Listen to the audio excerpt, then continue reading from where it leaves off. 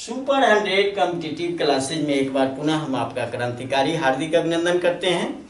आज का क्लास आपके लिए काफ़ी इम्पोर्टेंट होने वाला है। वह क्लास होगा संख्याओं से रिलेटेड। हमने पिछले क्लास में परिमेय संख्याओं की चर्चा करी आपसे। अब आज का क्लास होगा अपरिमेय संख्याओं से संबंधित। अपरिमेय संख्याएं क्या है और उसके अंतर्गत कौन कौन सी संख्याएं आती है, कुछ एग्जाम्पल से हम स्पष्ट करेंगे। तो टॉपिक लिखते हैं, फिर बात करते हैं।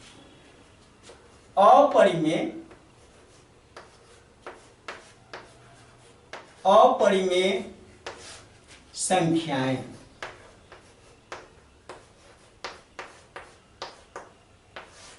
इसे अंग्रेजी में आप लिख लीजिए इरेशनल नंबर या अनरेशनल नंबर।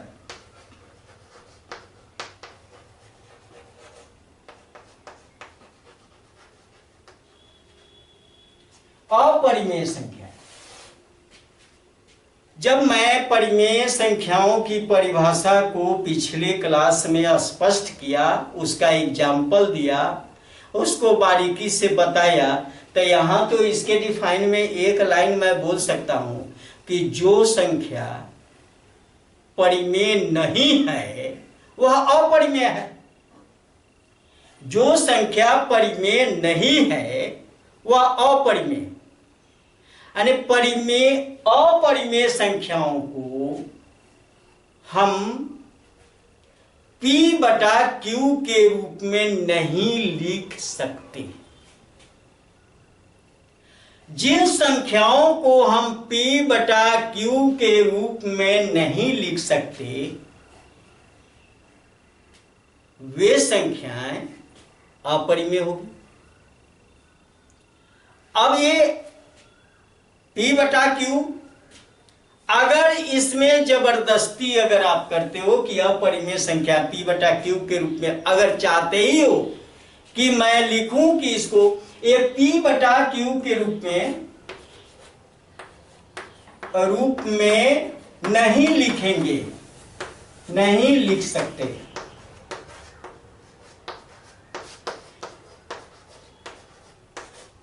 इसलिए नहीं लिख सकते कि इस रूप में तो हम परिमेय संख्याओं को लिखते हैं। अब इसमें ऐसा रूप तो हम देंगे नहीं, लेकिन आप अगर चाहते हो कि नहीं इसी तरह का रूप हमको अपरिमेय संख्या में लिखना है, तब क्या होगा? तब आपको यहां पर लिखना होगा Q = 0। हम परिमेय संख्या पढ़ाते समय बताए थे, क्या बताए थे? Q ≠ 0। ये परिमेय की बात करी थी हमने और यहां अपरिमेय नहीं लिखे। Q = 0। अगर ऐसा है, अगर इस तरह की संख्या है तो अपरिमेय संख्या है। जैसा कि एग्जाम्पल ले लेते हैं।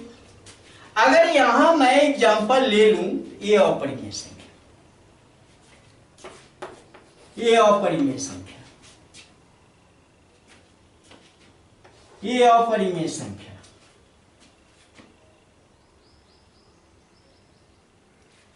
इसके बाद आप देखते हो कि डेसिमल फ्रैक्शन में 1 2 3 4 इस तरह से लगातार ये संख्या अगर आ रही है तो अपरिमेय की श्रेणी में। और अपरिमेय इसलिए कि इसका ये अशांत है और नंबर भी रिपीट नहीं हो रहा है, लगातार ये नंबर बढ़ता जा रहा है, अपरिमेय संख्याओं की श्रेणी में आएगा। और इसके अलावा एक और काफी इंपॉर्टेंट आपके लिए होगा, वह होगा पाई। ये अपरिमेय संख्या है। हमने आपको 22/7 बताया था, जो परिमेय संख्या की श्रेणी में था। यहां अपरिमेय में 22/7 नहीं, केवल पाई आता है। अब आप सवाल उठाओगे कि पाई का मान 22/7 होता है, तो एक 22/7 परिमेय संख्या हो गया और पाई अपरिमेय कैसे हो गया, यह सवाल यहां खड़ा होता है।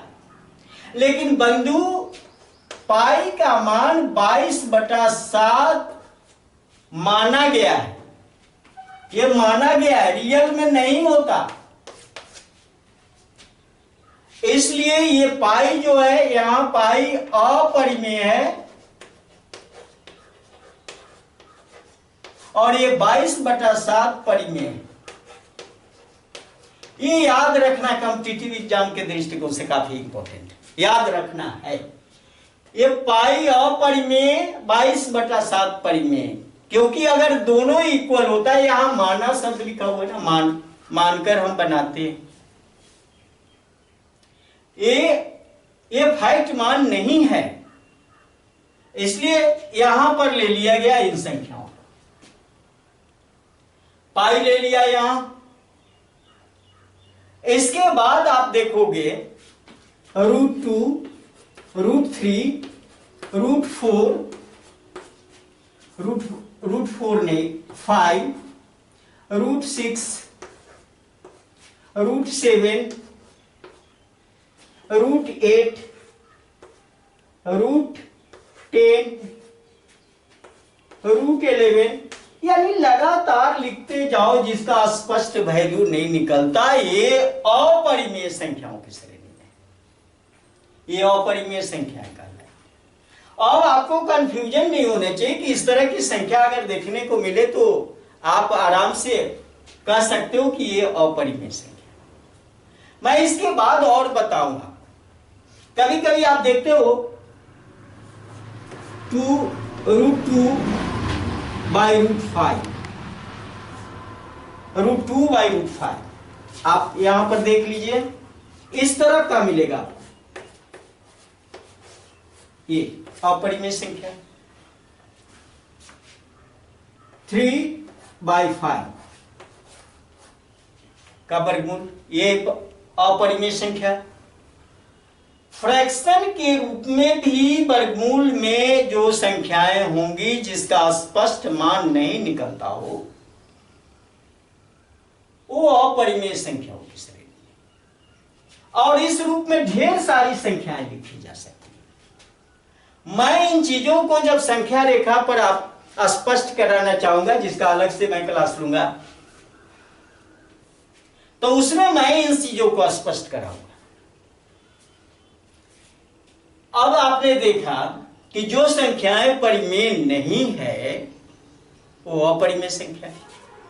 अपरिमेय संख्या में ई बराबर पूछा जाता है पाई, ये कौन सी संख्या है।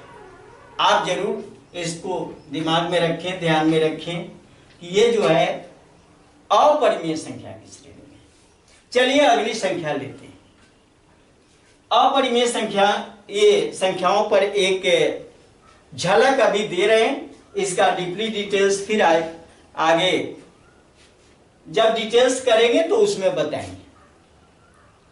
अब नेक्स्ट संख्याओं पर बात करेंगे। इसमें इसको हटाते हैं।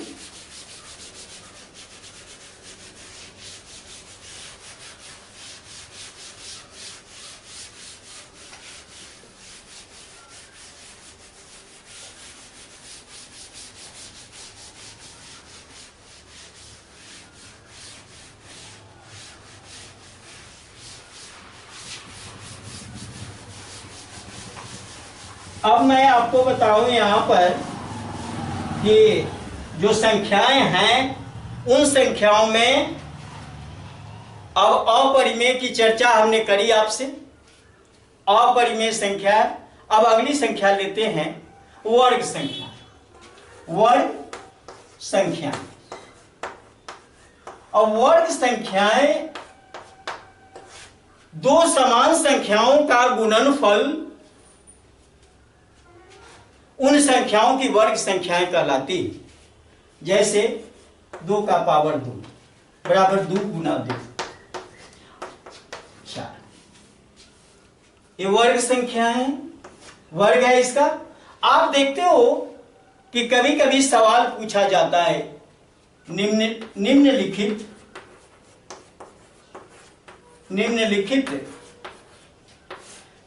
का वर्ग निकालें। और वर्ग निकालने के लिए आपको दिया जाता है, जैसे संख्या दे दिया 8। अब 8 का वर्ग निकालना, तो 8 का पावर 2 बराबर 8 गुना 8 बराबर 16। ये वर्ग है। 8 अठाई 64, ये वर्ग हो गया। इस तरह से आप देख लेते हो। तो समान संख्याओं का जो गुणनफल होगा वो वर्ग संख्याएं कहलाती है। मैं इसके बाद मैं आपको बताऊं, ये छोटी छोटी बातें, ऐसे तो बातें बहुत हैं इसके अंतर्गत, लेकिन ये क्या है मैं इसको बताया। अब यहां वास्तविक संख्या, बस 2 बात उस पर भी कहूंगा। वास्तविक संख्याएं,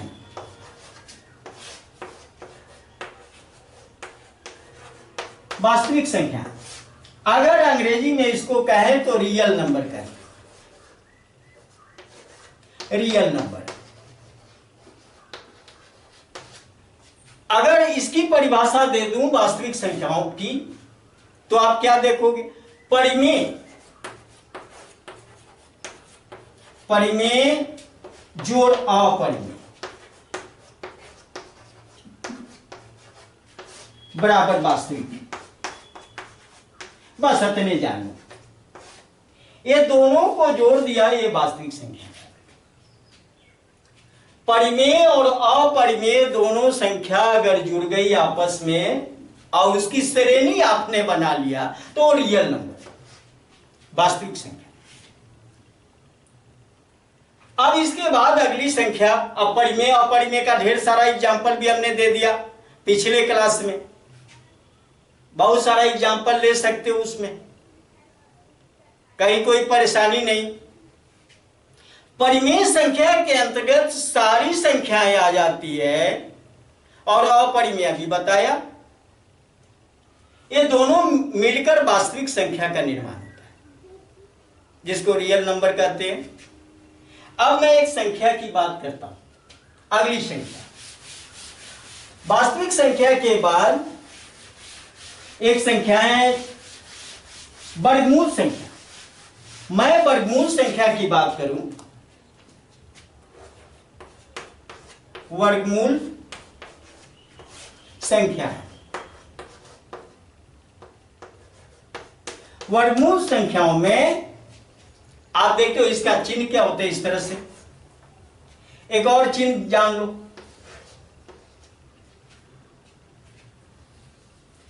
और इसके अंतर्गत जो संख्याएं आती है उसका गुणनखंड तोड़ते हैं, प्रत्येक 2 के बदले में 1 निकाल लेते हैं। यानी अगर मैं कहूं ये वर्ग संख्या, ये तो वर्ग संख्या, वर्ग का वर्गमूल ये घात है और ये आधार है। अगर मैं इसको स्पष्ट करूं, और बातें देख लो, अगर इसको स्पष्ट करता हूं, ये वर्ग 8, अब ये वर्ग है, इसको घात कहते हैं, और ये बेस है। तो वर्ग का, इस वर्ग का मूल रूप वर्गमूल का है। वर्ग का जो मूल रूप होता है वो वर्ग कहते हैं। अब देखो यहां पर इसका रिजल्ट क्या होगा, 8 × 8। अब ये हो गया यहां। अब इसको आप ले लो। अब ये अगर छोटा छोटा लोगे तो 6 बार हमको 2 लिखना पड़ेगा। 8 गुना 8, 21। 2 के बदला 1, 8 रिजल्ट। ये है वर्गमूल। आप देखते हो कि वर्गमूल के अंतर्गत, वर्गमूल संख्याओं में, अब अगर लेते हैं कि 4 का वर्गमूल, 4 इसका वर्गमूल लेते हैं। अगर यही चीज आपसे पूछा जाता है, देखो मैं कॉम्पिटिटिव एग्जाम की बात कर रहा हूं, पूछा जाता है इसका क्या होगा, इसका वर्गमूल क्या होगा। अब वर्गमूल होता है, आप निकाल लेते हो, क्या करते हो, इसको इस तरह से गुणनखंड तोड़ लेते हो, 2 के बदला में क्या लिखते हो, ये होगा। लेकिन इतना ही तक आपको सीमित नहीं रहना, इससे भी आगे जानना है, कारण कि कंपटीशन में किसी तरह से घुमावदार पूछा जा सकता है। अगर मैं इसी को लिखूं,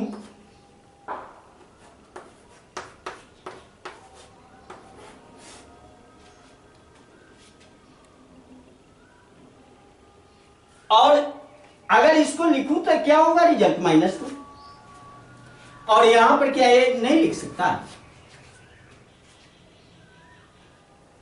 अगर मैं इन दोनों को गुना करूं तो यही होगा, ये दोनों को गुना करूं तो ये होगा, और इस दोनों को गुना करूं तो ये होगा। ये तो दोनों, यानी 4 का जो वर्गमूल है ये 2 भी होगा और -2 भी, ये दोनों में कोई हो सकता है। अगर हो सकता है कि सिर्फ आप इकलौता पढ़ के गए हो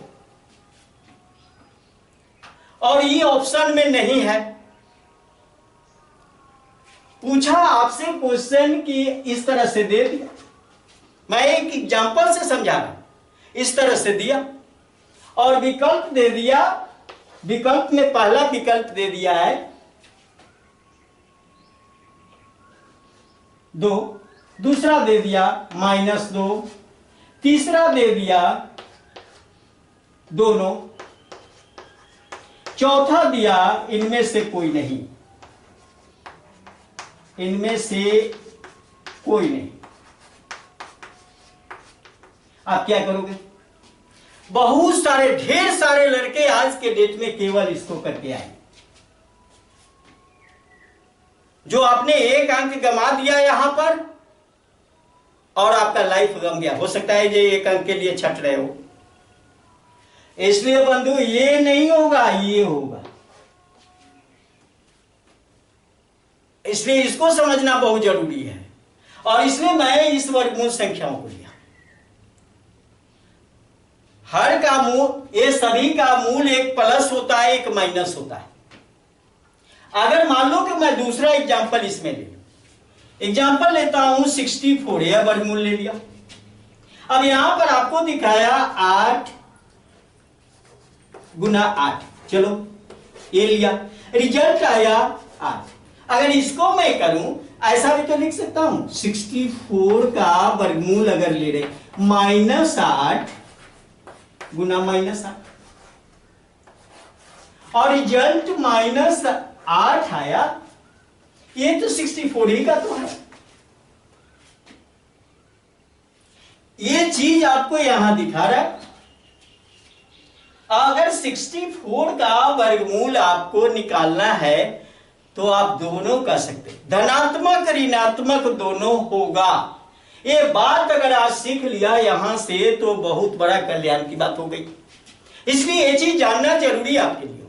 अगर नहीं जानते हो तो ये आप में कमी है, और ये आपके कमी को दर्शाता, तो ये जानिए इन चीजों को। अब चलिए अगला नंबर लेते हैं, अगली संख्याओं को लेते हैं। ये वर्गमूल संख्याओं पर बात करें।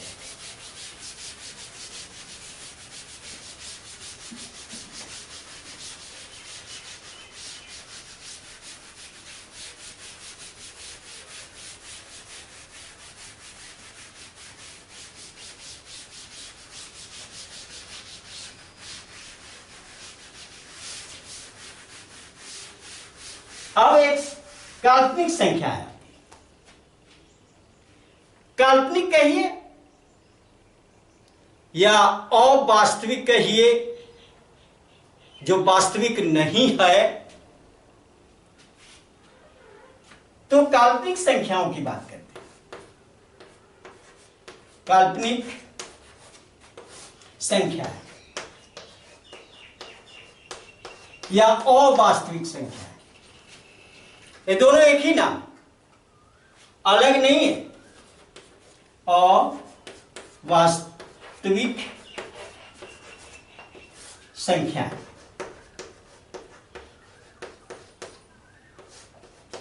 या कर दिया, ये जानो या ये जानो, ये दोनों एक ही चीज है भाई। अंग्रेजी में जानना चाहते हो इमेजिनरी नंबर।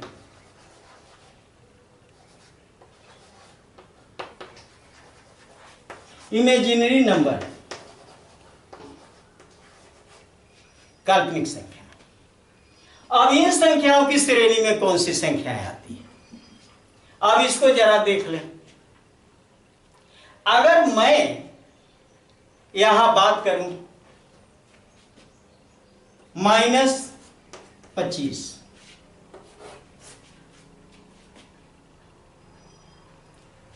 अब ये काल्पनिक संख्या है। अब काल्पनिक, इसको मैं तोड़ता हूं, इसको मैं तोड़ता हूं तो यही लिख सकता हूं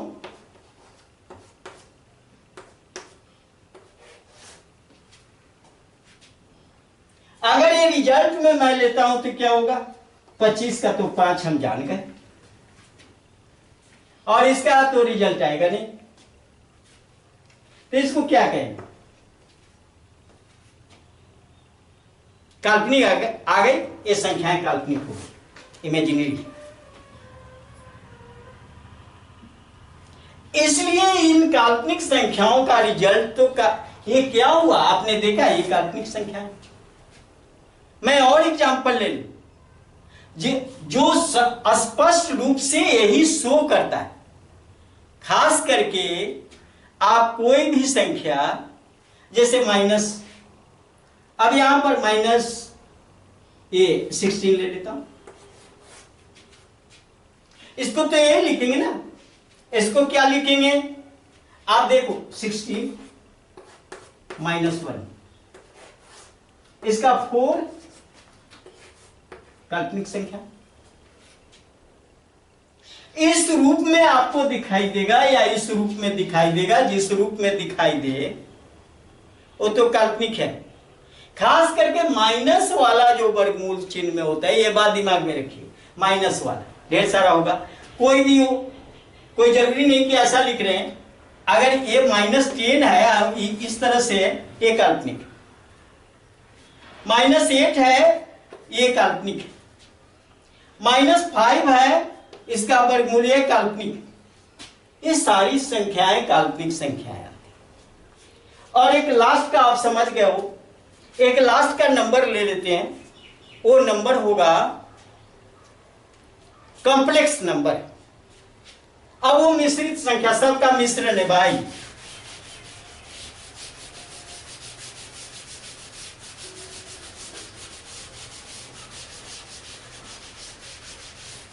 अब मैं एक लास्ट का वो नंबर ले लेता हूं कॉम्प्लेक्स, और उसका एग्जांपल दे देता हूं।